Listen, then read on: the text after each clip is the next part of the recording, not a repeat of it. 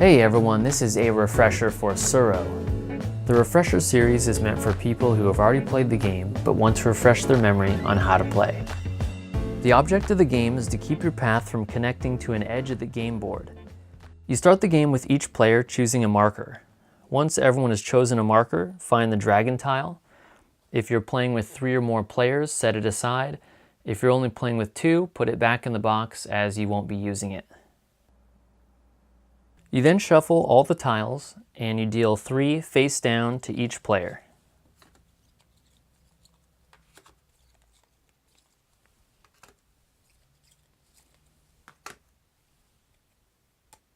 Stacking the remaining tiles face down to create the draw pile. The oldest player takes the first turn and places their marker on any one of the marks on the edge of the board. All other players then place their markers in clockwise order.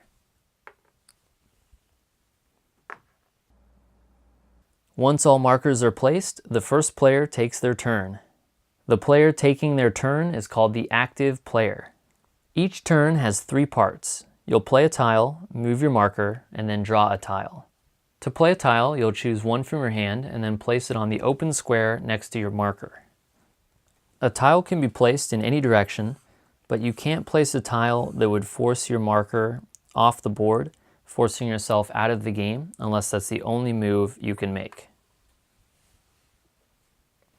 After placing a tile, you move your marker to the edge of the path.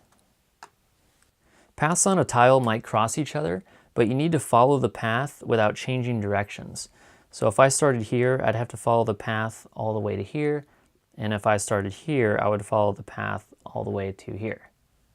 Once the active player has moved their marker, all other markers adjacent to the new tile are moved to the ends of their paths.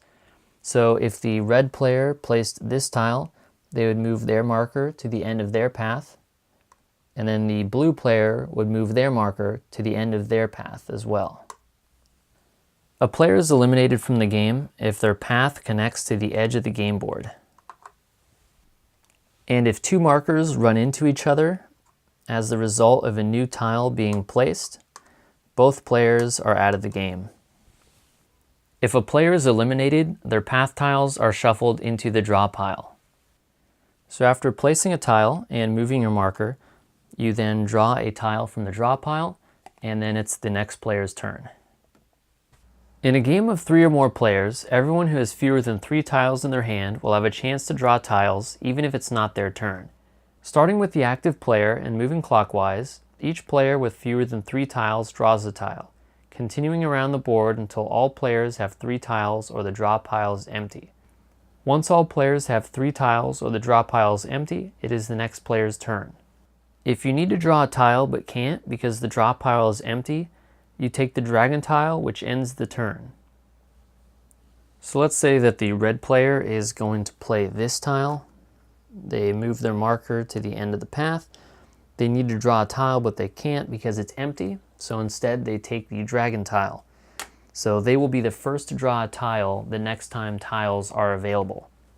When only 1 marker remains on the board, that player wins the game. Some special notes to remember are that if the eliminated player has the dragon tile, they pass it clockwise to the next player who has fewer than 3 tiles in their hand.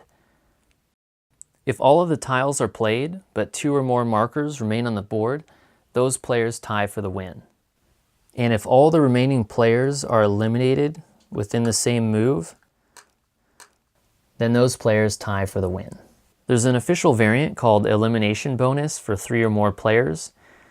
How it works is if 1 or more opponents are eliminated as a result of a new tile being placed, the active player may immediately exchange any of their tiles in their hand for the same number of tiles from the eliminated player's hands.